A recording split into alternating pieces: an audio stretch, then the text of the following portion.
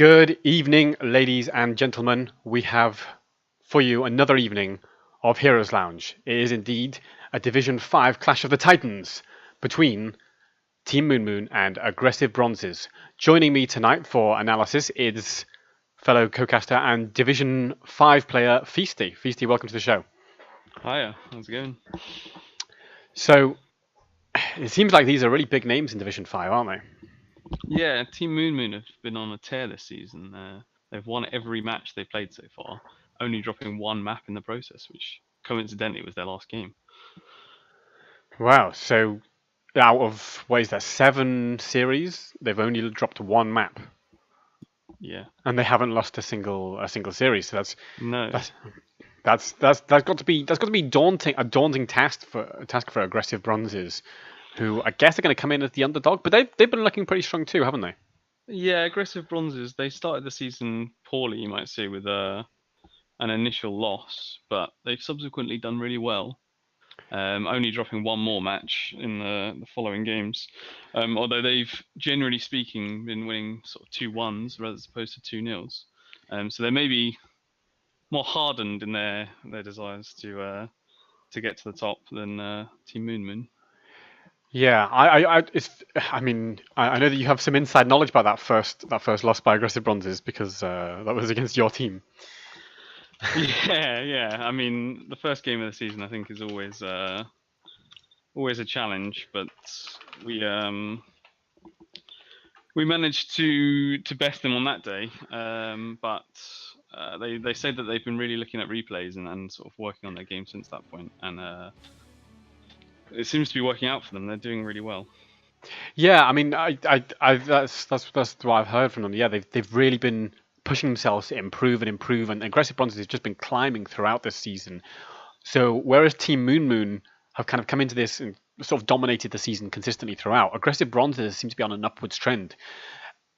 I do think it's going to look, I think a lot of viewers at home are going to look at this and think Aggressive Bronzes are the underdog. But, like I say, they are on that upwards trend. They have been showing themselves to be a real force this season. And maybe they've got some tricks up their sleeve. I wonder what kind of special ideas they'll pull out. I know that both of these teams have done their homework on their opponents. Both Team Moon Moon and Aggressive Bronzes have been looking at how each other play. And actually, both of them have quite flexible rosters, don't they? And they change roles up a bit. Yeah, so Team Moon Moon, I spoke to them, the captain earlier, and he was telling me how they basically don't have roles. They're all full flex. They have managed to stick largely to the same 5 players, but within that, they focus more on comfort picks. So they're likely to switch up roles and just pick the heroes that they feel most comfortable on. I personally think that's quite a good way to play, but some teams would disagree, I'm sure. I think in terms of Aggressive Bronzes, they've actually recently made a bit of a switching one player from the Bruiser role and one of their assassins around. But other than that, they've been fairly consistent in their sort of roles and so on. Okay, so they're a bit more consistent, but but Team Moon Moon. I mean, that's one of the things that Aggressive Bronzes said to me is that Team Moon Moon just look like they've got loads of different ideas. And so I think this is going to be an interesting match. Let's talk about the map bans and what's going on for where we're going for game number 1. So Aggressive Bronzes won the toss. They chose to ban Volskaya, followed by Team Moon Moon banning Battle of Eternity, and that led us to the map pick from Aggressive Bronzes of Tomb of the Spider Queen, which is their favoured map based on the fact they picked it 6 times this season. Right. So I mean that's something they're presumably comfortable with. They've won 4 out of 6, so they've got a pretty decent win rate. Team Moon Moon have only played it once, but they have won on it. Their map history is quite limited because they've won every match 2-0, so they haven't got as many games played. They've got a lot of sort of 1s and 2s in terms of maps they played on, but they invariably have won them all, having only obviously dropped one map on Cursed Hollow. Yeah, I mean, well, that's the thing is, like I was saying, well, or rather, like aggressive bronzes were telling me, is that Team Moon seem to have this really versatile style, and they're playing lots of different things, and yeah, it just seems like Team Moon are the team to beat, and the pressure will be on aggressive bronzes. But of course, being the Titan, being the Goliath of Division 5 that Team Moon are, they'll be feeling the pressure as well. They're going to feel like they're expected to deliver, and that can put pressure on a team. I'm just going to bring up the team standings in Division 5 right now for viewers to see at home. It's very much Team Moon on top, and Aggressive Bronze is there in number 2. If Aggressive Bronzes win this, then they will take pole position in the Division 5 standings. Now, but let's be realistic and say neither of these teams are playing really for playoff positions, because playoff positions are for the top 8 at the end of the season. Both of these teams looking pretty comfortable for those playoff positions. I assume they can't really fail unless they drop out. There's a small chance. There are a number of teams around sort of 5 map wins. So if they had an absolute disaster for the rest of the season, they could drop out. But it does certainly look like they're both pretty set to make it in. What might so we are going to go to Tomb. I think both the teams are ready. Are we ready to go into the draft here? Yes, we are. Okay, then let's head into the draft in game number 1 in this best of 3. This is the exciting moment where the game takes a few seconds to load. No, I think Tomb of the Spider Queen is an exciting map to go to for game number 1. It is so team fight focused. Wave clear is of paramount importance here. Now, I understand that aggressive bronzes really like to play Sonya. Is that going to be a standard pick here on this map? I mean, it's certainly a hero that you wouldn't be against picking on a map like this. She's able to wave clear relatively well and get and as we speak about it, there she is. That's the target ban. No, I know that Team Moon did know about. Like I say, Team Moon have done their homework, and they did know about that. Yeah, Proximo said the same to me, that he was wary of a Sonya leap into wombo combo. But he expects their team to win any macro games. But on a map like this, maybe slightly less macro, as it's slightly smaller. Yeah, so I think macro might not be their strat, as you say. Maybe it'll be a bit more towards. Well, it's obviously a decision made by aggressive bronzes, maybe to take some of the macro advantage that Team Moon may have out of the equation by picking such a small map and play around sort of a more team fight oriented lineup. What I'm going to do right now for viewers at home is open the betting contest, and that allows you to bet on the outcome of game number 1 of the series. As you see the draft unfold, you can type !bet A and a number of points to bet on Team Moon, and !bet B and a number of points to bet on aggressive bronzes. And if you don't know how many points you have, you type !points, as demonstrated by somebody in the Twitch chat just now. Tyrande Kerrigan, that's aggression to me. Well, aggressive bronzes have picked Kerrigan 5 times and they've won 80% of those games, so they've only dropped 1 of those. So certainly a comfort pick for them. One of their more favoured heroes, obviously Sonya, their most favoured, has been banned. As for Tyrande, their most favoured support and tied with Sonya for most picked. They do, however, have a much lower win rate with Tyrande, but obviously it's just a hero they feel comfortable on. Blaze and Deckard in response. Like, Blaze is potentially really nice against Kerrigan, having so much, having the stun, being able to be on that front line and provide a bit of protection. Do you think it's bunker? I mean, like, we've seen combustion be taken more and more these days since the bunker change where the cast time was increased. I think bunker's probably still the call here. Deckard doesn't have a kind of natural save for someone being blown up by a sort of Kerrigan Kale combo. So I think the Blaze Bunker is probably the option, but as you say, Combustion becoming slightly more meta with the changes to Bunker. Yeah. Arthas, is that the tank or is that the solo lane? We do know that the solo lane was banned, Sonya was banned out. Is Arthas going to be in the solo, or is he going to be the kind of main tank there? Hard to say at this stage, but... Oh, it's a Joanna Azmodan! Versatile enough to do both, and as you say, it's the strats from 2 years ago, whatever it was. Let's see if it works out. I'm just interested to see how often Team Moon have played Azmodan. Because I don't see it as one of their more favoured picks. So that's an interesting switch up there. It may be something that they pick on this map, and as I say, they only played this map once prior, so we'll see. Looks like Arthas will be the main tank, and Malthael will be the offlane there. Now that's... I mean, Arthas on his own as a main tank can be punished. I think the risk for Arthas right now is if Azmodan gets a big dunk on the army just disappears, and Arthas is so dependent on his army for that tanking. So obviously we'll see how that works out in practice. I think, by the way, viewers, you still have about 3 minutes left to get your bets in for this. So far, all the bets have gone to Team Moon, but I'm sure I would love to see. I'll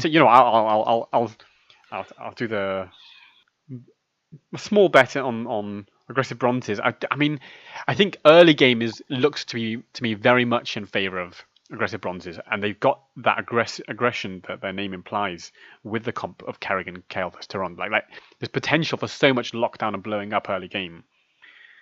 Certainly, yeah. I mean, if you get caught by an Arthas root, a Tyrande stun, Kerrigan combo, or anything along those lines, if there's any follow-up, you're surely done. So let's see how it goes as we go into game number 1 in this best of 3 series. On the left, we have Team Moon with Poppin' Fresh on the Reyna, Proximo on that Blaze, Yimek on Johanna, Maladriel on Deckard Cain, and Tarask on the second large lad, Azmodan. And on the red team, we have aggressive bronzes with DirectX on tank as Arthas. Kerrigan is played by Dusky18. Malthael in the offlane on Phobius, played by Phobius. Kael'thas played by Ian, and Tyrande supporting played by Nevermind. So let's have a look at these level 1 talents. Azmodan going for the Gluttony, which is fairly standard, particularly on a map like this. I don't think auto attack makes sense when the Arthas is the solo frontline, and also Arthas slows auto attack. So Gluttony, very much the obvious choice there for Azmodan. Also, the fight's kicking off already. The roots on Arthas putting a bit of pressure there. He will have to sit back, but he's fine for now. So interestingly, Kael's gone for globes, which means they will need to be quite aggressive on collecting those. Maybe prioritizing globes over interrupting. Yeah, as we see, by the way, and so on. Yeah, I mean that. I think globe aggression wins games is a well-known factoid, but we are seeing a lot of aggression coming out from aggressive bronzes as expected, both from their name and from their draft. Like Azmodan got jumped on by a Kerrigan combo and a Tyrande stun. If he didn't have, 2,500 HP from the get-go, a less fat hero, let's say, would have died to that. It's interesting that 2 of the level 1 talents for aggressive bronzes are auto attack talents into the blind of Kerrigan. Now, they obviously offer benefits outside of just straight up fighting. For example, Kerrigan gets wave clear, but still an interesting decision. Joanna getting rigged here and stunned, locked down. You don't think Joanna's the normal target for a lockdown blow-up comp, but made it work. If she doesn't have her unstoppable out, then she is vulnerable, and they made it work. Yeah, exactly, because she'd used it in a previous engage at the top. But that's the thing, is that these lockdowns from aggressive bronzes have a shorter cooldown than... I'm very sorry to viewers at home. Somehow we didn't actually have the game showing. That's a nightmare. For a whole 3 minutes. And now that looks terrible. But back to the game, which is flowing normally. It was a good radio show, though. I thought we did good commentary for the radio. Sorry, I should have checked. I only just looked at the stream. Yes, no, it's fine now. Right. But back to the game. Azmodan is stacking up, and he does have 81 already. As both teams rolling around. Both teams have handed in exactly 12. Deckard Cain getting rooted there.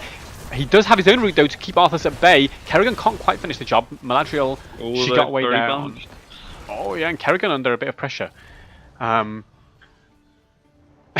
Yeah, the Twitch chat went a bit crazy about the fact that, I mean, rightfully, that the fact that it was a radio show. But at least you got to see my face. Great stuff there. But they do now see all of this stuff. Now then, both teams have handed in roughly the same amount, but Aggressive Bronzes have enough to finish off a hand in, as DirectX handing in 18 in the top there. Aggressive Bronzes seem to be pushing slightly ahead on the sort of rotations and wave clear. In doing so, they're sort of hindering the ability for Azmodan to stack by pushing the wave under towers. And they have managed to pull a slight experience lead, which will be interesting because we should see level 7 coming soon, which is around the time both teams will be looking to get the first hand in. Yeah, Team Moon Moon doing a bruiser camp pretty early, and that's going to allow them to push in mid potentially and take a little bit of the pressure of that Kerrigan Kael'thas combo off if they can stand at that camp. Can Blaze stop this hand in? No, he can't. So Aggressive Bronze is getting away with a very, very early hand in there. Let's see what they can make of it. There was a bit of a trade-off there. Like, I think Aggressive Bronzes were hoping that maybe they could have got that camp and then using the pressure of that get a hand in themselves, but as it stands, they let the hand in go the other way. Yeah, and I think it's like we said, we expected Aggressive Bronzes to have a stronger early game, and they have been delivering that. And they're using that pressure to keep Joanna as well away from the wave. Now, like we said, Joanna not a tank that's easily scared, but Aggressive Bronzes have been, have such kill potential that they're putting pressure on Joanna, so she can't go in and set up the wave for Azmodan. Well, she's doing it right now, gets the kills down. So it looks like Aggressive Bronze is looking to prioritise the top lane. They've put 4 heroes there. Team Moon Moon have separated themselves off to try and cover off the other 2 lanes and still defend partially at the top, but... Ooh. I think a minion just tanked that gravity lapse for Azmodan, otherwise he was dead. That was very, very close. Speaking of dead, Arthas is getting rooted there, and Joanna's putting a lot of pressure on him. DirectX has to be a bit careful. He does step back, he will be okay for now. And now, of course, Team Moon Moon have enough to pay. Can Aggressive Bronzes control the hand-ins for long enough? And at the bottom lane, Malthael putting some serious pressure on Blaze, and he's going to have to hearth, which really does hinder their ability to hand in, because they'll not only have 4 heroes on the map. Now, a question is, did Aggressive Bronzes see the Blaze hearth? Because if they did, they can maybe force something here. I don't think they, judging by how they played here, they don't seem to have spotted that. Team Moon Moon immediately taking a very passive stance, sort of backing off, not risking a bad fight without Blaze available. Johanna's even hearthed as well. So this is a pretty even game so far. No forts fell. There was very little damage done with that first hand in, and the experience is pretty similar as well. Yeah, so actually this game's neck and neck, except that now, of course, Team Moon Moon have loads of gems to hand in, whereas Aggressive Bronzes don't. Structurally, though, all the hand in got for Aggressive Bronzes was 1 tower. Yeah, that's really disappointing, but they're looking for an engage now onto Blaze. Been rigged back into the Kerrigan combo and blown up. And that was 26 gems, but they're going to get collected. Yeah, Joanna can walk away with those. Azmodan has already hit his 200 stack, and coincidentally, Kael's also moving in close to finishing his globe quest. So, wow, I mean that's 6 minutes for his 200 stacks. This Azmodan is getting stacked very fast, and he's going to become a significant threat. Reyna has also gone for a sort of late game stacking with Behemoth armor at level 4. Malthael with a great dodge in the bottom lane, getting closed in on 4 heroes, and he managed to jump to the other side of them and get away. But crucially, the fact that they put that pressure on Malthael means that Aggressive Bronzes now can't force the fight in their 10 window that they just had. for 20 seconds or something. It's similar to the Blaze situation, a couple of minutes ago, where one team maybe looked to take a fight and have an advantage, but then one of the heroes on low health had to fall back. Here's a fight kicking off right now. The army comes out. Kerrigan's going in with a big combo. Reyna's having to hop foot out of there, but the Maelstrom causing enough damage to kill Reyna. Can they get the Decker King to follow as well? Yes, they can. Malthael's under pressure, and so's Kerrigan actually, so they have to sit back a little bit, but apart from that, it's just a 3-0 wipe. I mean, that's pretty nice for Aggressive Bronzes. Yeah, we called it at the start. Aggressive Bronzes might be looking to play much more around team fighting and less macro, and they certainly showed their team fight strength there. Yes, their coordination going in with Kerrigan and just backing her up and backing the. I think DHusky18 is not the captain, but is a. Yeah, is their sort of engaging player from the looks of things. Of course, Arthas was there to provide the space to set that up, but of course this means another hand in for Aggressive Bronzes, and I assume they're going to get more than one tower with this one.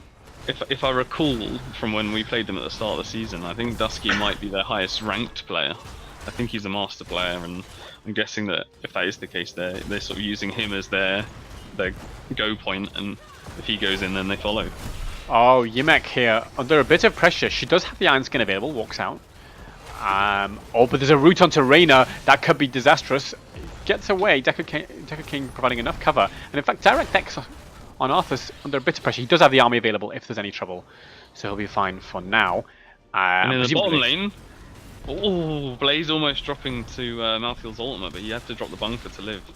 Yeah, I think the bunker's a great response to that, but Blaze will be able to always be able to get in time to dodge the last rites, but his teammates basically won't. Like, if there's a last rites coming, you can't press bunker and then get in and hope to survive it. It's just the bunker's gonna have to be there in preparation, which is a bit harder to predict, obviously.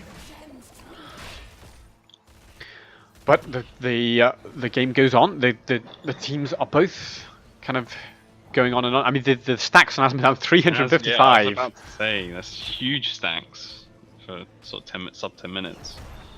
Very close to 400. And, you think of Kael as being a very strong mage with, big splash AoE, wave clear, but Asmodan with 400 stacks is not much worse. Oh, the big sleep's coming here.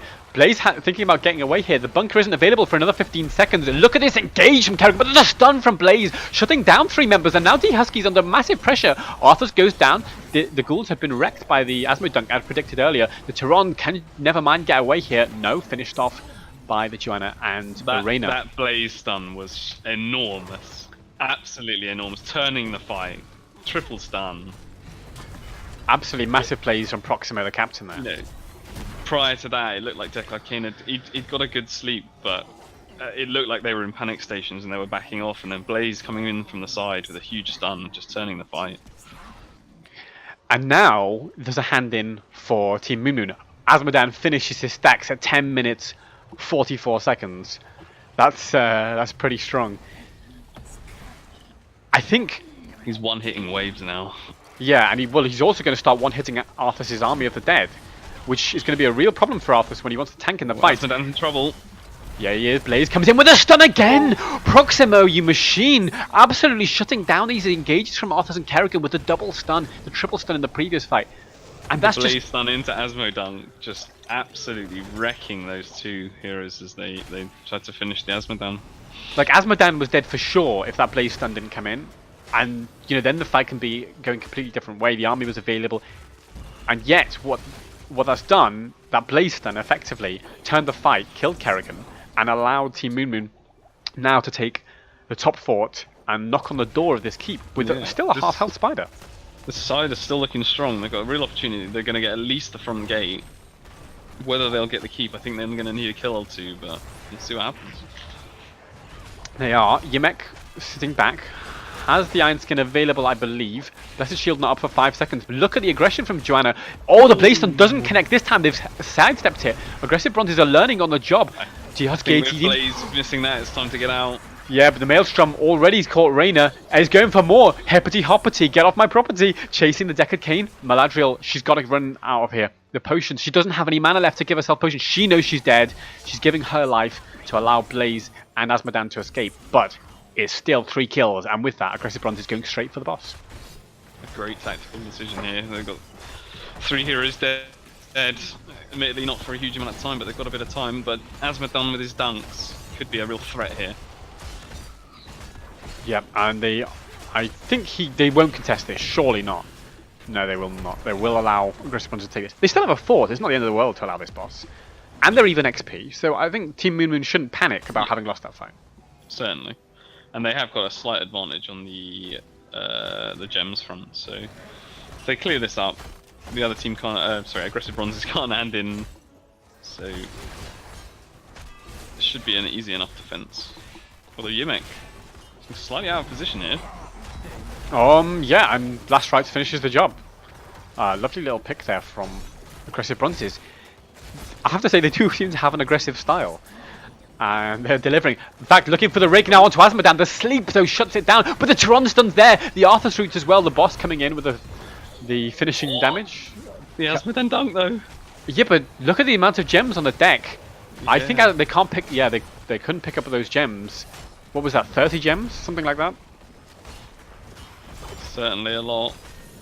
And, you know, a minute ago we were talking about Aggressive Bronzes losing their front wall near their keep.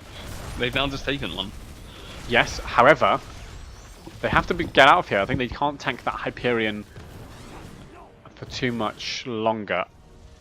Both teams on identical numbers of gems, actually. Although, of course, Aggressive Bronzes need 5 more to hand in because they've handed in twice.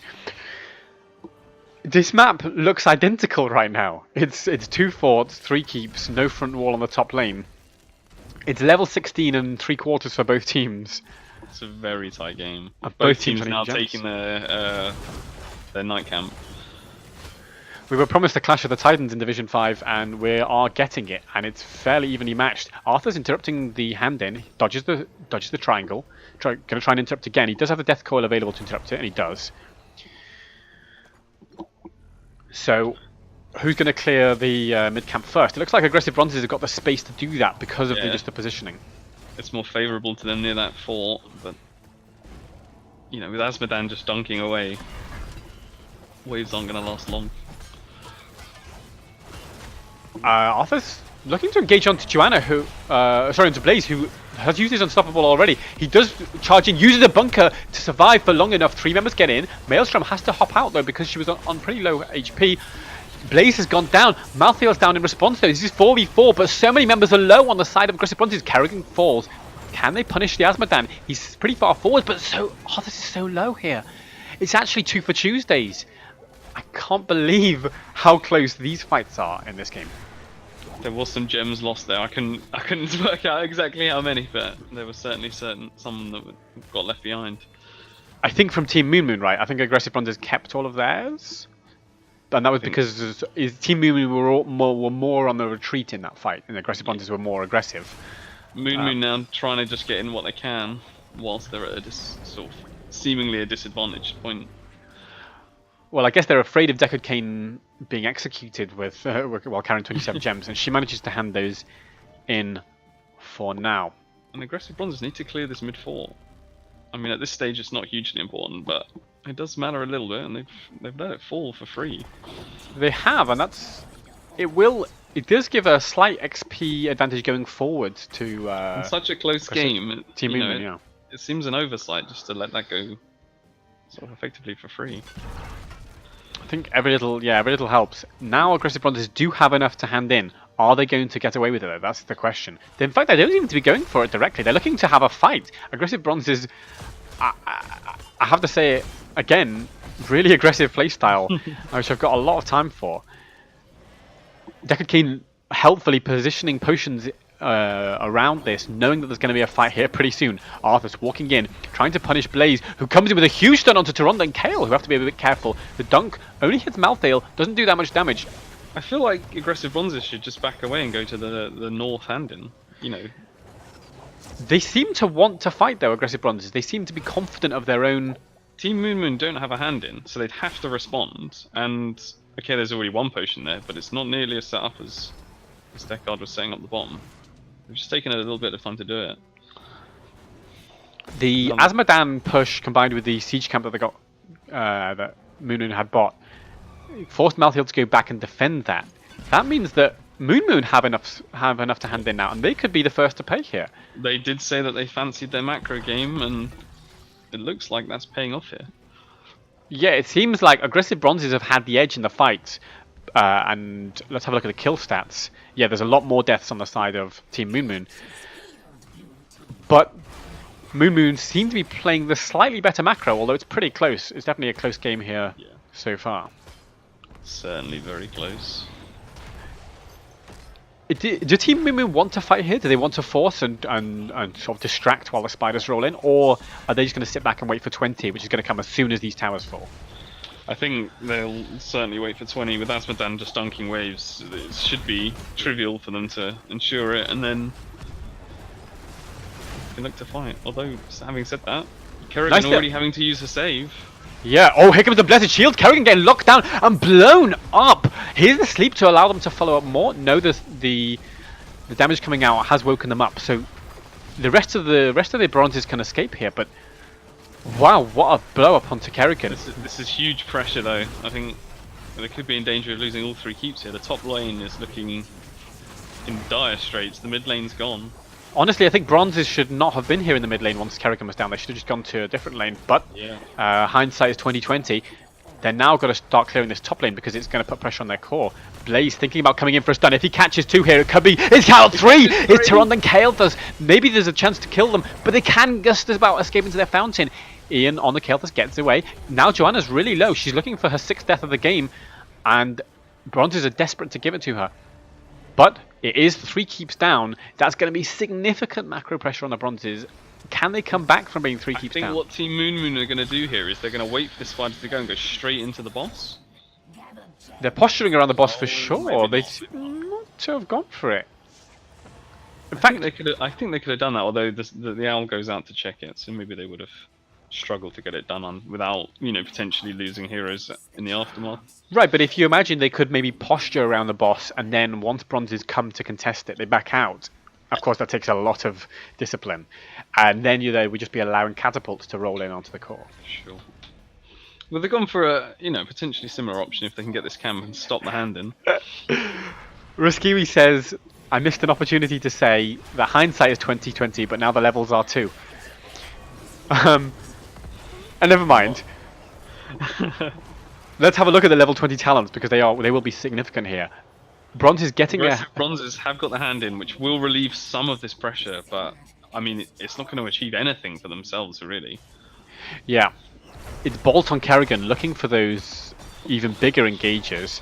Angel of Death for Malthael, so he's going to have a really short cooldown on Last Strikes. He's only on 3 stacks, but that's not bad, and it will give decent cooldown reduction. I think the Blaze has, the Bunker has sort of saved a couple of people from dying to it, and that's hindered his sort of the increase of that quest. If I were Arthas, I wouldn't have taken Legion of Northrend because his army is getting torn up a little bit by Asmodan's dunks and Blaze's fire. Maybe I would have thought about Anti-Magic Shell or even the Speed Demon. I mean, there's certainly a lot of spread damage going out. Even nowadays with Jimmy's changes, he will help clear those the army.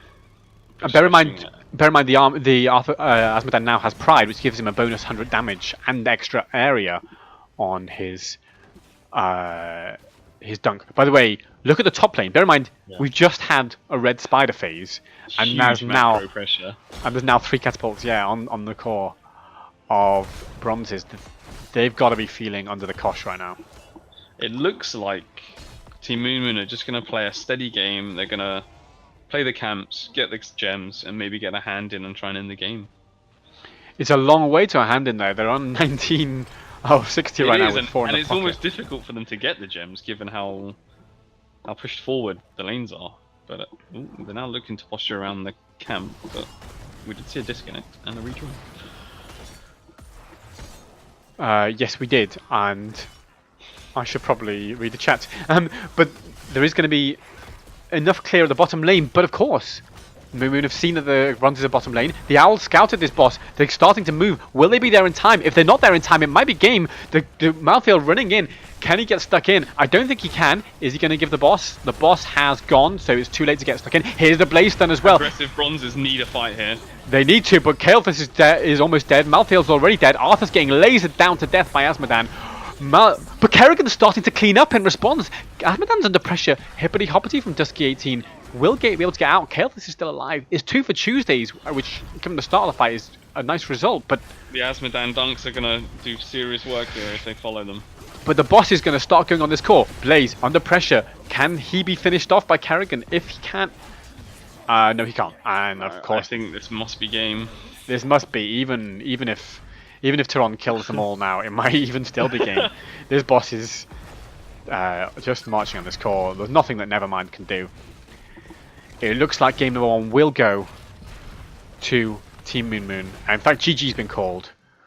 Well played to Team Moon Moon in what might be called a very, very close game number 1.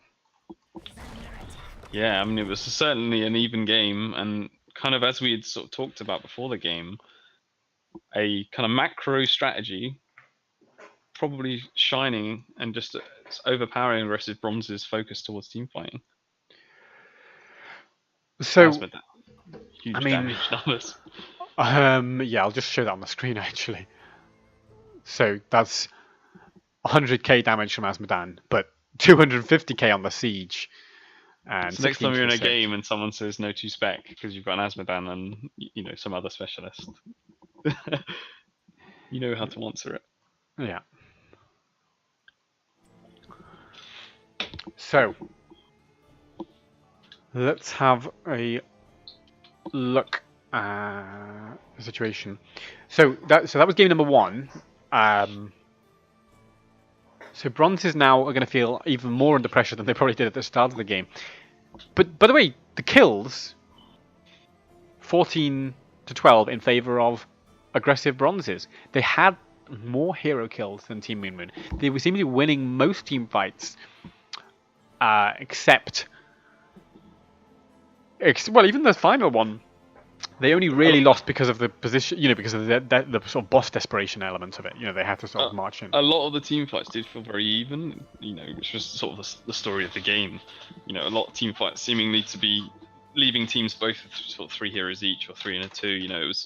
It was a tight affair, but I would say aggressive Bronzes did edge those team fights generally. It's just they didn't seem to get the value out of the macro game that we saw Team Moon Moon able to get. And I think in the end they only lost 1-4, which in such a close game when they destroyed every other structure, it's quite impressive. Yeah, I don't know. I don't know what to say. Like what aggressive Bronzes should have done differently. They played so well. Their team fighting was so good. They locked down targets again and again. Dusky 18 on the Kerrigan delivered massive work. Kael'thas, played by Ian as well. Huge numbers. But it just wasn't enough at the end of the day. I think Arthas as a tank really struggled against Azmodan.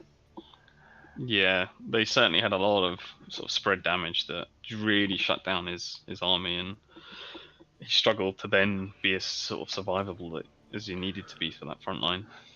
I think we have to give credit as well to Proximo on Blaze, who shut down those engages, like with Arthas and Kerrigan, like some of those stuns from Blaze. Like the bunker was not that impactful really, right? But the Blaze stun, it was like playing against an ETC for them, except it was an ETC that was also burning down all of Arthas's ghouls and putting a bit more pressure. So solid play from Proximo on Blaze. For game number 2, we will be going, I believe, to Towers of Doom. Yes, so aggressive Bronzes took first pick, and that left Team Moon Moon to take the map, and they picked Towers of Doom. So,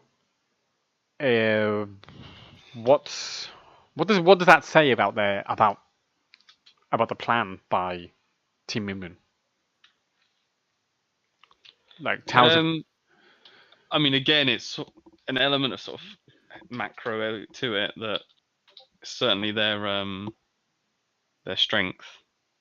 I think they obviously feel comfortable sort of outmaneuvering their opponents, and I think they'll look to repeat that here. Yeah, and Towers of Doom is a map where macro is really important, and it's strange that like yeah, I mean it's going to be a real challenge I think for aggressive bronzes not to get swamped by macro. I think they need to be looking at target banning things like Abatha or Dahaka, things which could put real macro pressure on them, sort of by default, or maybe they could pick those themselves. In game number one, it looked like Team Moon Moon had the upper hand on macro. Of course, Towers of Doom is a different map, but remember, this is Team Moon Moon's map of choice. Like they've picked this. It's not the aggressive bronzes have picked this. Aggressive bronzes is obviously going to try and prioritize their comfort heroes and get some value.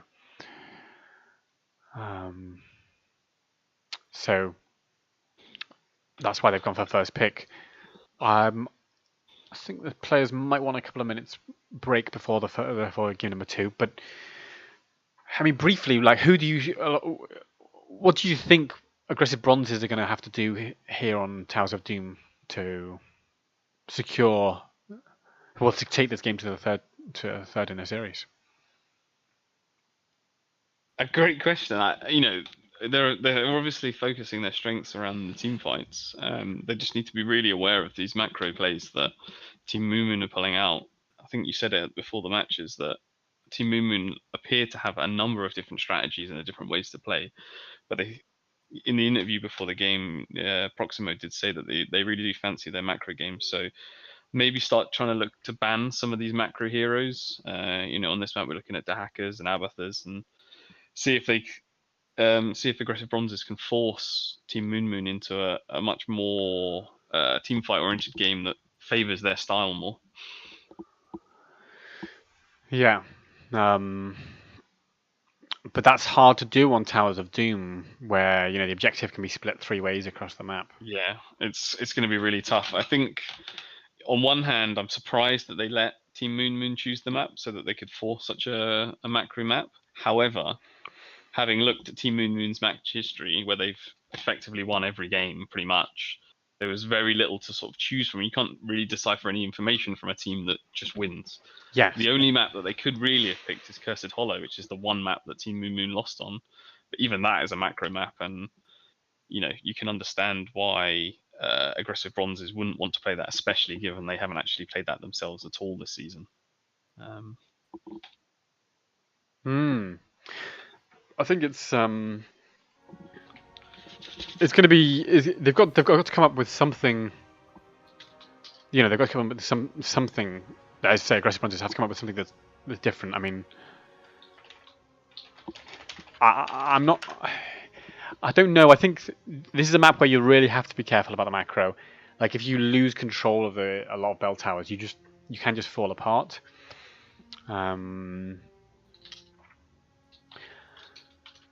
So, like you say, they could try and force a kind of team fighting based strategy and just be really aggressive. I mean, that works for them really well early game last game, and they had good control. But it's funny that they got the aggressive bronzes last game. They won the fights. They won. They were getting turn-ins, and then they just didn't secure any structures with them.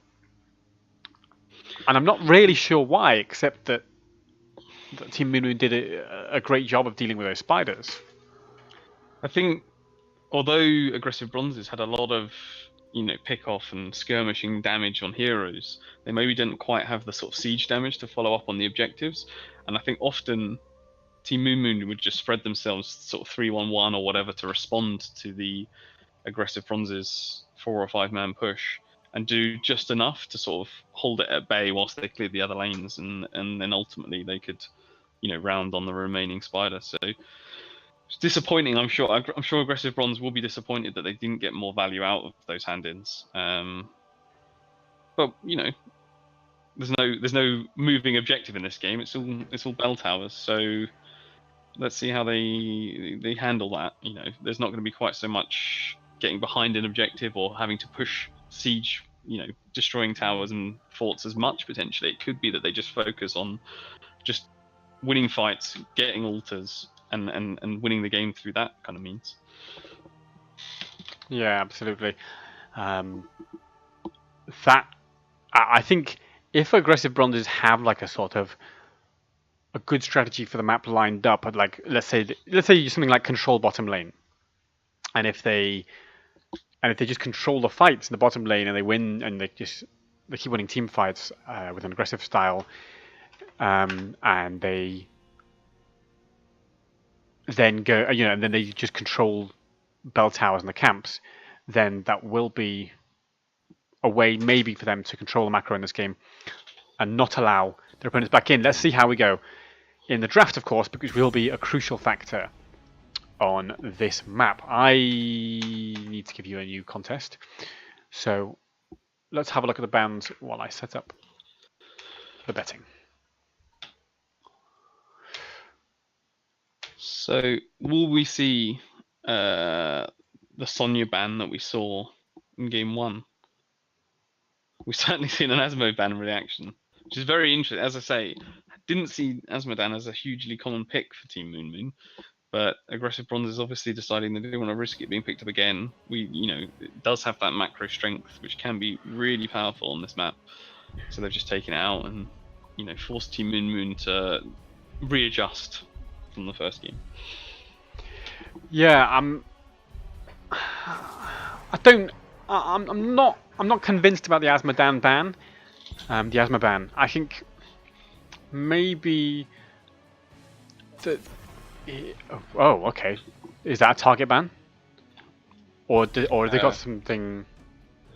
I mean, Tyrael is one of the highest picked heroes for Team Moon. They picked it 4 times, and they've won every game. However, they also had Diablo very commonly picked. And I was about to say, so maybe the aggressive bronze want to leave Diablo in the mix, take it themselves, but Team Moon Moon not risking the Diablo being left open. It was a hero that is prioritized and has a good successful win rate for aggressive bronzes. So I think smartly he's been taken out of the mix, as he is a very strong tank in the current meta. But I was going to say, like, do you think this Tyrael ban could be? Oh, there's Mal'Ganis coming out, by the way. That's. I mean, Mal'Ganis often a banned hero. We've seen him banned a lot less in recent times, and aggressive bronzes have played him twice before this season, winning 50% of those games. So they won 1, lost 1. Whoa, that's a Zeratul Genie blow. I mean, that's that's a wombo. That's a wombo. The VP into Ring of Frost, the traditional. But I wonder if yeah, I mean, I don't know what the idea of if they're going to have another thing to go into that wombo is. If it's just VP Ring of Frost. Hanzo Kale, they're sort of fairly standard damage dealers. Now, what I was going to say about the Tyrael ban. Sometimes Sanctification is the only counter to certain ideas. Yeah. Like, you remember the old days of like Divine Shield, Dragon Blade, and stuff like that. Sure.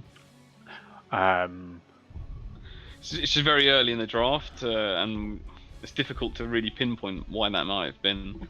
I think the only conclusion I could draw really was that it was, one of the more favoured tanks, along with Diablo. So maybe they just, again, trying to push Team Moon Moon slightly out of their comfort zone, taking away heroes that they've either played a lot or they've just played and been successful with.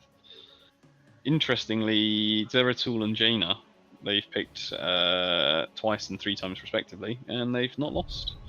So if you're a backliner, be afraid of the Zeratul, and if you're a frontliner, probably be afraid of Jaina.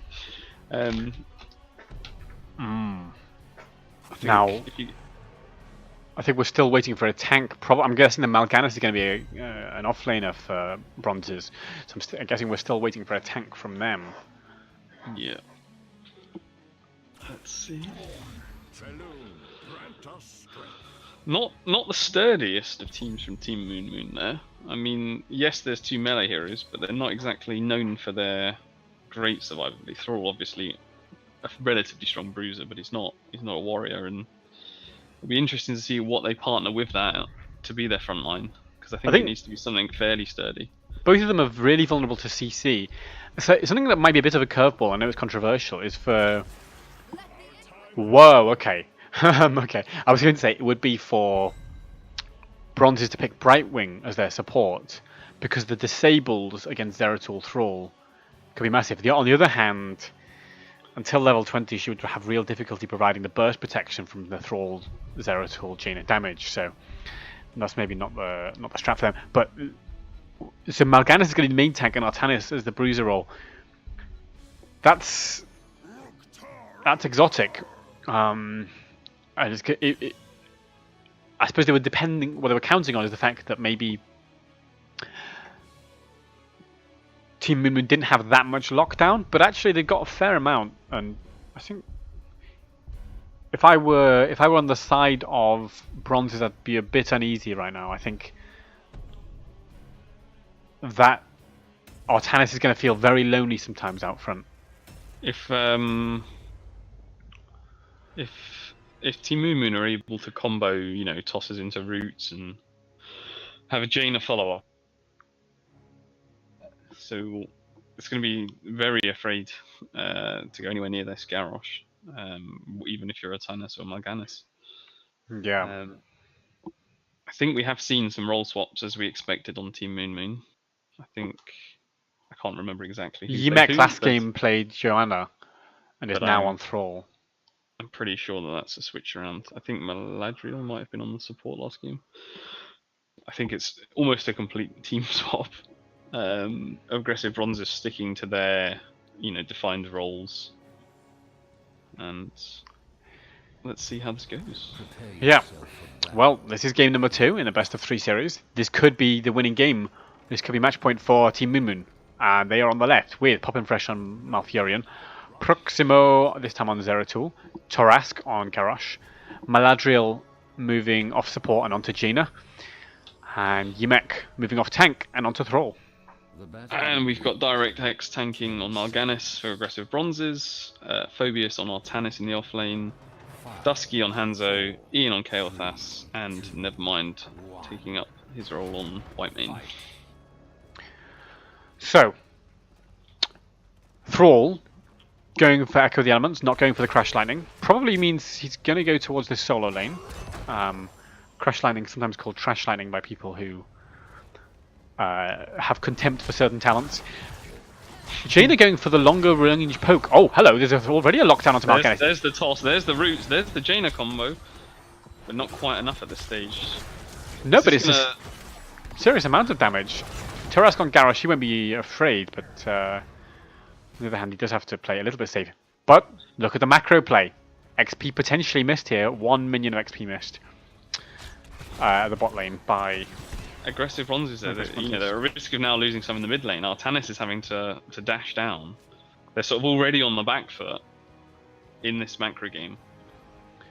Yeah, Artanis saw that his team were coming up in time to soak, and now they've divided evenly. They will be able to soak it. Artanis with a cute little swap from the boss pit, but Proximo on Zeratul using his jump to get back in. Convergence onto Jaina though. The Mal'Ganis sleep holding her in position. Here comes the claws, shuts her down. Can they get more? No, Garrosh throws DirectX away, so Jaina will be safe for now. Team Moon Moon looking for an early camp. Again, this macro focus that they play. Thrall soloing it at this stage. I think he's going to get away with it. I'm not sure aggressive bronzes are even aware. Even though they had that fight so nearby, they didn't imagine that Thrall was just casually hammering away. And what Malfurion's done is tank the minion wave himself so that the towers don't take any damage. And of course Malfurion can just top himself up. He has used his healing fountain for that. Means it won't be available during the first altar, which is in 1 minute's time. It's also held the wave up slightly. Now, in reality, it hasn't had a huge effect, but it ensures this camp's coming through with the wave, and it gave them a nice, easy clear of the next wave.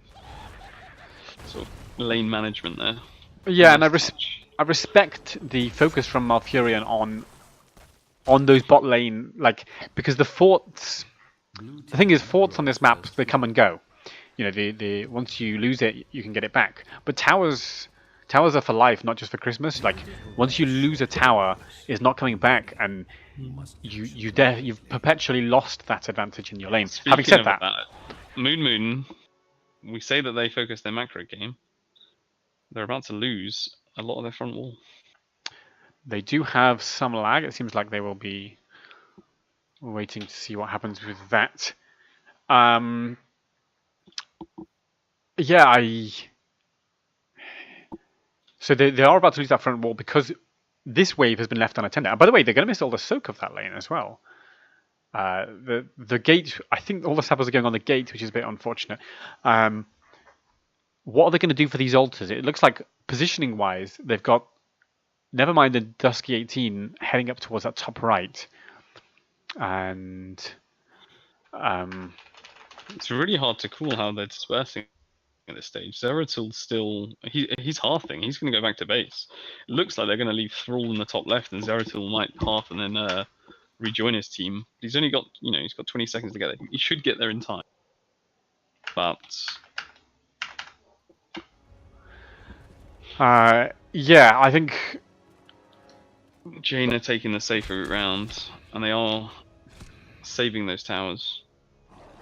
But I think aggressive bronze do have a slight advantage here in their positioning for these altars if they choose to take it. Although they have sort of conceded some position on this bottom altar.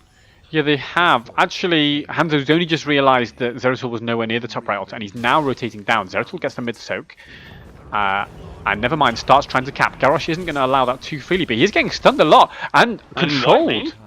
White Mane's stunned. Yeah, lovely little steal there from Bronzes. What I like is their coordination, again, like, perfect like zoning from DirectX, who just went to the front and said, come and have a go, Garrosh. Garrosh has already used his one ranged ability, which is his stun, and so wasn't able to do any more. This is an engaged from DirectX, looking to kind of catch Maladriel maybe, but no. Aggressive bronzes there, they were a level behind. Okay, it wasn't a talented, but they were not afraid to be aggressive, as their name suggests. And yeah, stealing that altar I think is huge, because had it been a dragged out fight, it could have got to the point where Team Moon managed to force level 7, and then really it would have been a free altar for them.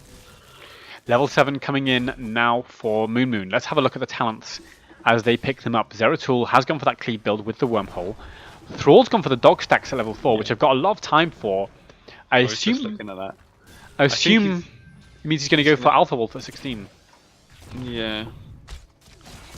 I just worry that, we've all tried to land a skill shot on an Artanis, and then he swooped in and out, and I think some of us have done that last night about 12 times and lost games from it.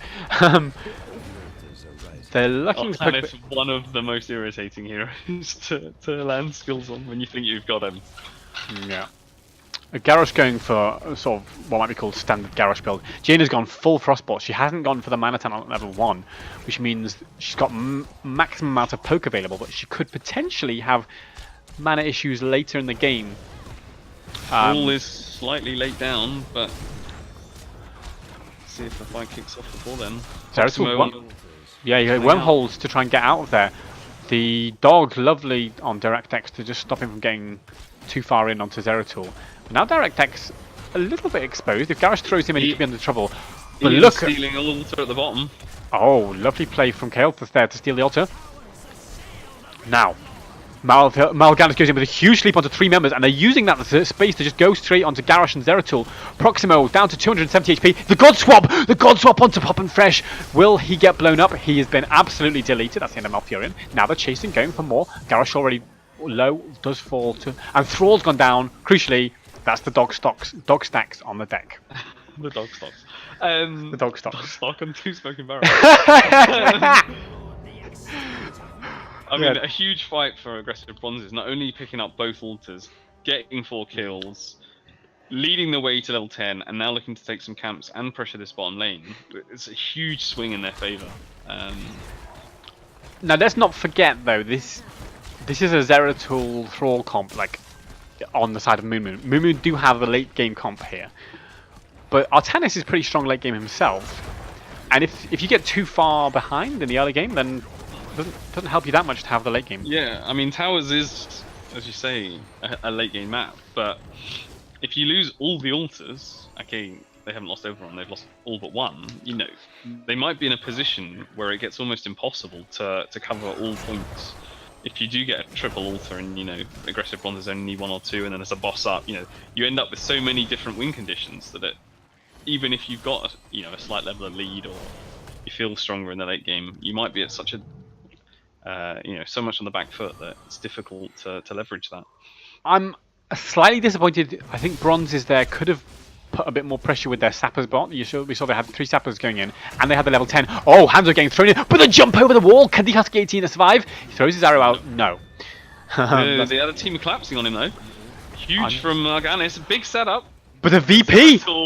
Oh, Ring of Frost. It's absolutely brutal with the taunt up. Absolutely savage. That's the VP Ring of Frost combination that we talked about. And Proximo on the Zeratul there, literally spotting the danger and turning it around. Unbelievable play. Lovely Zeratul play from Proximo. I was going to say the Zeratul will become a threat at level 10 and even more at level 16. Level 10 came and Mal'Ganis went for an engage, and wow, what a turnaround, as you say, from Proximo and Zeratul. The funny thing is, in the draft I was talking about the VP Ring of Frost combo, whether they would have, you know, something. It's nice to have a third feature to that one-mode combo. Well, here we saw exactly what it was. It was taunt from Garrosh on top. Garrosh just ran into the heart of it and taunted, and then, I mean, that was all she wrote. That was Kael'thas, and Whitemane immediately disappeared in that. Yeah. Here we see now some pressure and return from Team Moon in the bottom lane. But they know they've still got a bit of probably an edge in team fighting, and they can start looking for an fight here. Garrosh been put to sleep. With Void Prison still down, maybe they're seeking this opportunity. Oh, the claws! That throw! Absolutely huge throw from Garrosh. Absolutely huge. Like the claws from Mal'Ganis were just coming in, looking to swipe that Malfurion, and then it was like into the fray. Nope, you're out of the fray.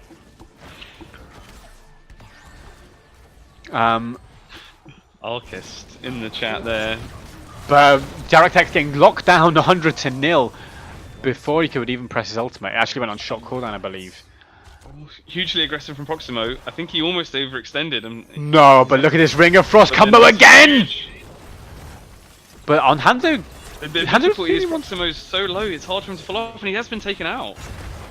I mean, credit to Dusky 18 there. I mean, Bob and Fresh is going to fall as well. I mean, I'm not sure that went exactly the way the Proximo was hoping it would. Like, as I say, I think he almost inadvertently overextended, forced himself to throw the Void, and it was one of those, it's happened so quickly that they then, oh, we've got a great Void, we've thrown the ring, but really they were, you know, the Zeratul having to not really be in a position where he could be aggressive to then follow up, and they almost found themselves out there. Thrall has finished the dog stacks, by the way, in the previous fight.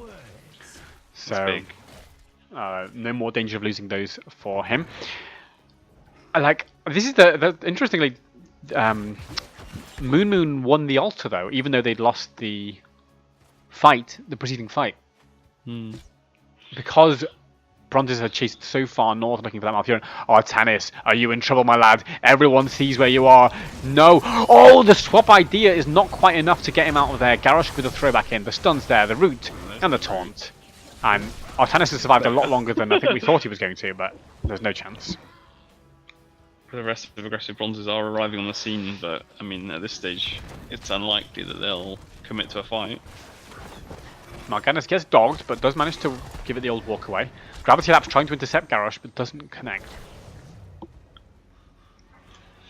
And here we are back to a relatively even game, as we're used to from game one. Both teams on a similar levels of experience, similar altars. And here comes the engage again, but there's no Artanis available. The VP's there, the Ring of Frost coming out on top, onto Kael'thas, who's been 100-0. Where has Kael'thas gone? He's not around anymore. Garrosh looking to chase. That is a large commitment of ultimates before an altar phase though, and Kael might be back in time to get at least close enough to contest if these altars are not collected quickly. Yeah, and I think with the use of Hanzo, I think aggressive bronzes might be able to poke the sort of, the middle altar, the neutral altar as I might call it, long enough to get Kale back in, and without Void Prison and Ring, there's a chance that they can take a fight. Yeah, I think bronzes need to be a bit more passive in their positioning here, and just wait for Hanzo to poke. Which I think now they're being a bit cautious. Artanis is on the way down. So is Zeratul though. Artanis has got his ultimate, so you'd think he'd be the... But the taunt is available from Garrosh, and if it interrupts it... No, it hasn't interrupted though. Garrosh using his ultimate, healing up fully. Malfurion's under trouble now. Artanis God swap onto Jaina for putting some pressure. Now they're looking for Thrall. Thrall into the fray out of there. The sleep though onto Tarask, who's given his life for saving Thralls. And it looks like this altar should go over to bronzes. And I think, never mind, looking to cap. The Frostbolt range though, the level 1 talent from Jaina playing off. Now they're looking for Thrall. He's pretty low, but so is Mal'Ganis. He has to be careful here. He doesn't know his ultimate. The Ruse onto Artanis. The Thunder absolutely shutting down Mal'Ganis. Aggressive bronzes, they're just... I think they're almost over... There seems like a miscommunication with the front line pushing quite far forward whilst the back line trying to collect the altar, and in the end, they've not got the altar and they've lost the front line. Oh, here comes the VP. Can Mal'Ganis zone the Ring of Frost? No, he can't. Here comes the Ring of Frost. Hits Hanzo. Doesn't hit Hanzo, and there's no follow-up. There's Zeratul. Yeah, the Twilight Dream on top was absolutely nasty as well. Kael'thas down. It's an absolute massacre here. Proximo putting on a show on the Zeratul. Pitax, the Polish Heroes Lounge caster, coming to support Aggressive Bronzes, who are a Polish team of friends. Well, now they're, as you were telling me, they're going to have a meetup in Poland, aren't they? Yeah. So as I understand, they're a team that's looking to sort of stick together in the long run. And although they haven't all met each other, they are looking to have a sort of meet up and a boot camp of sorts, and get to know each other a bit more, personally. Yeah, so, no, I mean both of these teams. Team Moon Moon already a team of friends, and well, in fact, they have a boyfriend girlfriend pair as well in the team. And what's been really nice to see this series is the teams being like really friendly to each other. Some nice banter between the two teams. It's nice to see the camaraderie going on in Heroes Lounge. For sure. But back to the game in terms of analysis. Like the issue for me is the game seemed fairly even so far, but that was the early game. Now it's late game, and Zeratul has got his level 16. They're doing these VP combos with lovely accuracy, and it's starting to look more and more difficult for Bronzes going forward. And given that the game has been even up when, at the point when Bronzes were supposed to have the natural advantage, it seems like that doesn't bode well for Bronzes going into this late game. But of course, it's still 20 points on both cores. Anything can happen at this stage.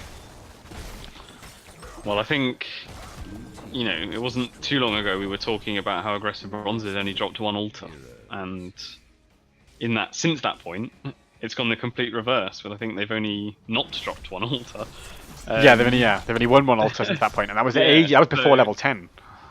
It's such a turnaround, and it does have some similarities to the first game, where aggressive Bronzes did start well, and then the sort of longer game, the macro pressures and so on, Team Moon managing to maneuver themselves well and take advantage. I think it's difficult for Bronzes to know what to do in this situation, because, by the way, they're about to have core pressure in the bot lane with their sappers. Yeah, this is dangerous. They're going to probably have to give up the 3 points, else risk losing a hell of a lot more at the top with 2 altars and a boss there. So are they going to go and have a big fight at the top? They're going without Dusk 18 on the hand, though. Mal'Ganis in pretty deep, and so is Artanis. The Ring of Frost. Hang on! Malfurion committed so hard for that Twilight, he's been absolutely deleted with a Hanzo arrow to follow up. Garrosh now has been melted as well, but look at the damage coming out! DirectX down to 400 HP, 99 HP, he falls. The massive damage coming out from Thrall. It's a bloodbath. Even the boss will need to get involved. And... It's 3 for 3. Maladriel versus Nevermind at the top, Whitemane versus Jaina. Oh my days! Surviving on less than 100 health. The camp has gone in the bottom, however... We do see an altar in the top left going... It's an altar piece either way, but that's a 2-point advantage to Moon because they had the 5 thingies. Yep. And of course they had got the 3. Yeah. Exactly. So they've got 8 points point instead of swing. 3. Yeah, so it's a 5-point, exactly a 5-point swing. It also leaves aggressive bronzes with only 12 points, which is often a dangerous number to be on. You know, when you get around that territory, because it can mean one fight, you know, an altar or two in the boss, and it's game over. But one thing I would say, in sort of that aggressive bronzes can be pleased with, is that fight was really even. And given how much we've talked about the late game being good for Moon, oh, but they're under the fort here.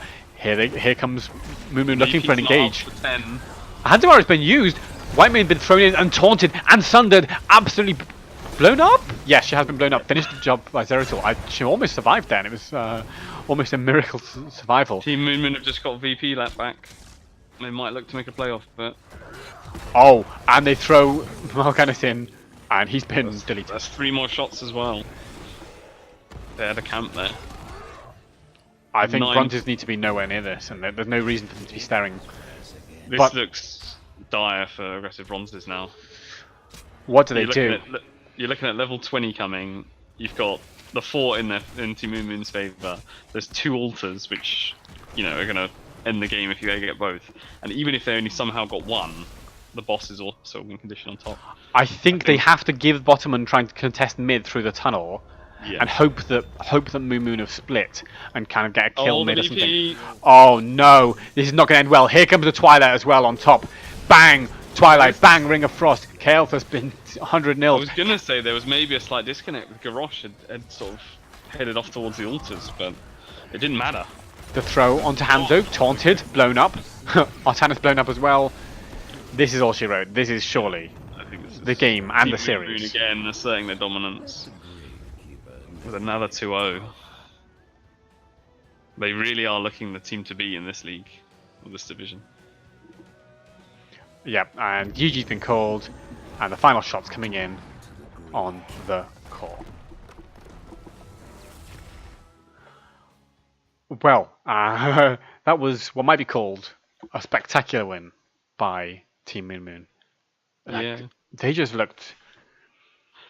I mean, I wouldn't say they looked totally dominant. Like the game was even for, I would say, 10 minutes. I think both games, aggressive bronzes started really well, looked more than equal to Team Moon. But it seems like as the games go on, Team Moon just find these opportunities. They find these plays. You know, in the second game, it was the Zeratul largely just finding VPs, setting up rings, and they're just turning games. Well, you know, not as I said, they're always in the game in the first place, but they may be an even game or a tightly contested game, and then they're just turning it in their favor, finding that opportunity, and then just taking it from their opponents. Yeah, I think Moon have showed themselves to be an absolute devastating force in Division 5, devastating force in Division 5, and with this they continue their unbeaten record. They've now dropped 1 map in 8 matches, and you know, let's be fair, aggressive bronzes looked really strong, as you say. Aggressive bronzes had a really nice aggressive playstyle. They pushed early game. They got killed again and again. They had more kills in game number 1 than Team Moon. And yet it just wasn't enough. Team Moon looked calm, they looked collected. They just waited for their opportunity. And when Team Moon pulled the trigger, it looked a lot more fatal. I mean, certainly. Team Moon look like they know how to close a game out. You know, they see these opportunities and they're taking them. Absolutely. I think we're going to get an interview with Proximo from Team Moon Moon.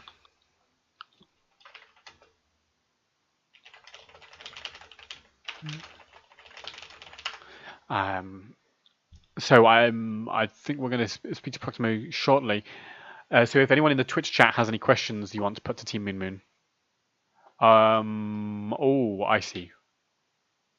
So I know why to. Sorry, I'm just I think going you need to to. invite her. Yeah, I will sort that momentarily. So Proximo, the Zeratul player in that second game, looking to join. Obviously, the team captain for his team. Not always the tank player. We often see captains as tank players or shot callers and so on. So, be interesting to get his thoughts, especially as they're a team that mix up the roles, and it may be interesting to see how they handle that shot calling when they do change roles. Yeah, I'm having difficulty getting Proximo in, so we'll just go to Match Lounge A and chat there. Sure. Okay, hello. We'll just chat to you here. Well, congratulations, Proximo, and well done on a great series. Thank you very much. It was a pretty good games, I think. Yeah, they were really close. Well, game number one especially was really close, and Yeah, game number one was pretty tough. They got everything they wanted. I mean, it was expected. Like we expected that kind of draft. We expected the combos to go, but the Kerrigan player, I really shout out to him. He played really good. It was tough to play against. yeah, Dusky18, a great player there. Um, well, I believe you. I mean, I think you were playing Blaze in game number one, weren't you? Yeah, I was a Blaze. Oh well, I don't know if you listened in to any of our casting, but we were we were really impressed with your performance there because Arthurs and Kerrigan were kind of trying to engage, and a lot of the time those Blaze stuns really shut them down. So is Blaze something you picked to try and deal with that kind of aggressive style from aggressive bronzes? The Blaze is usual in that comp that we do, but it worked out great against them because of the Kerrigan Arthas, as you said, because you can stun the engage if you can. I went for the trade build as well to lower the damage and heal myself while I'm in the middle of them, so I could sustain more. And the bunker wasn't that impactful for the team, but I think I got like 2 escapes from multi last rights, so I thought it was pretty good. Yeah, yeah, exactly. The Blaze stun seemed to be more valuable, in fact, in the bunker. Yeah. And um, so you seem to handle the macro really well in game number one. Well, and game number two as well. But it's and aggressive bronzes seem to have the edge, in fact, in hero kills and team fights. So, would you say that's kind of the strength of your team is macro play? Well, I think so.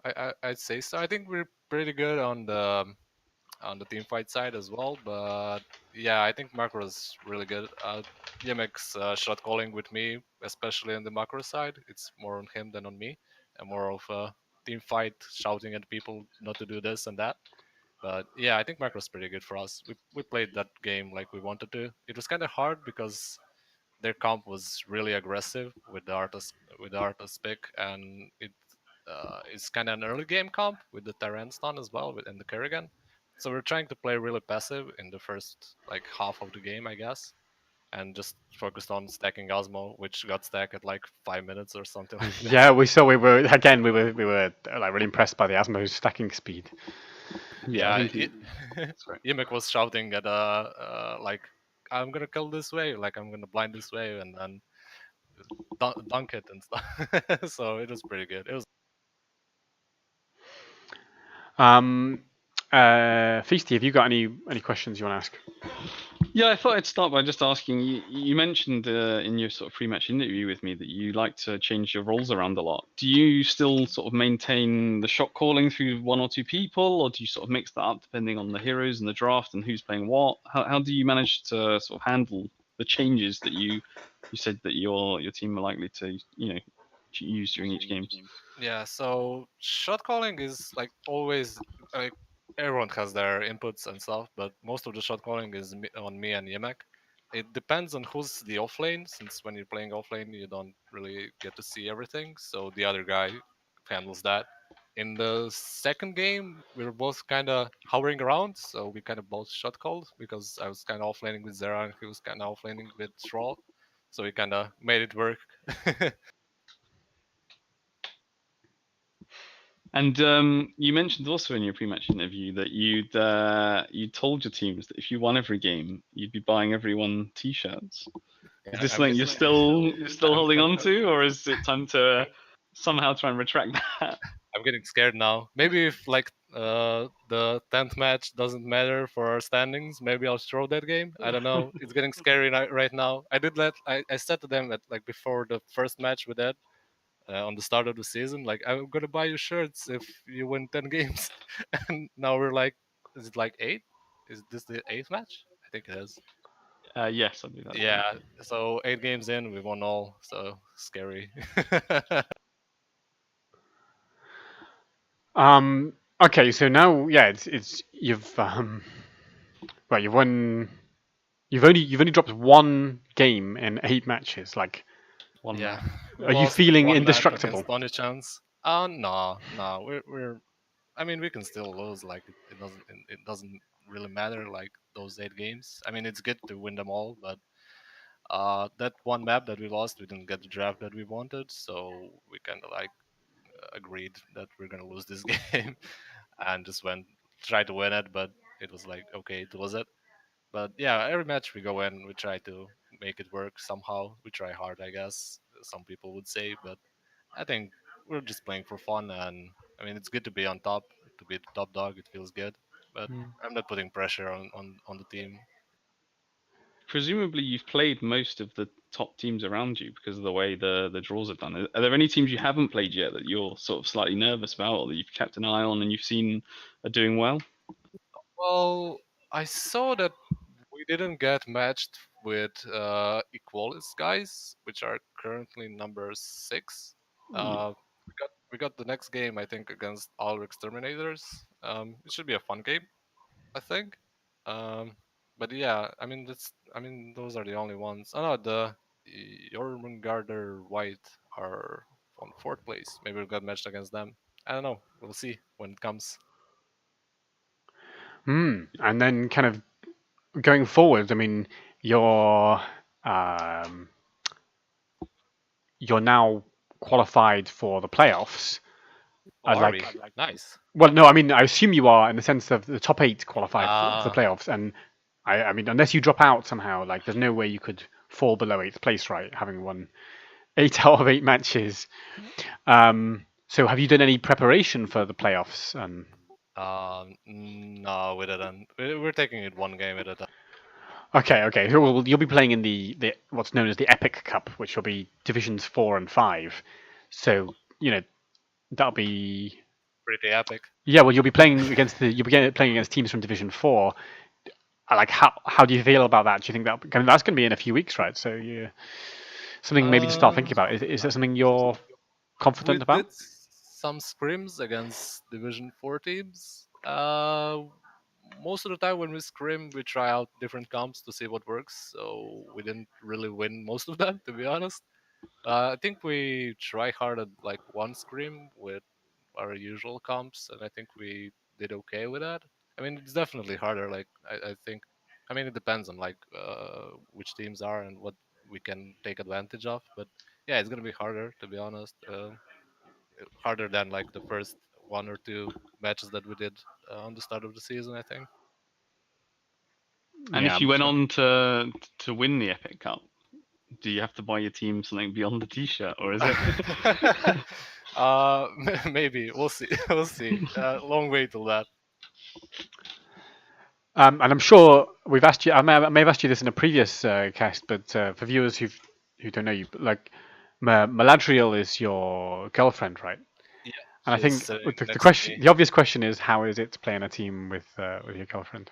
Well, it's good. I'm not gonna lie, it's really good. Like we hit it off. Like we know what we want to do. But sometimes when we do mistakes, it can get feisty.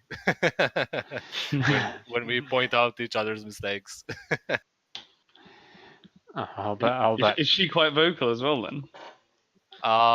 Yeah, when I do mistakes, of course. Like when I got killed with when I was hard stunning on Zera in the second game. She was shouting at me. You did that yesterday as well. What are you doing? Well, sounds fun, even if slightly strange. I'm sure I'm sure it's good. It's a fun dynamic. Yeah.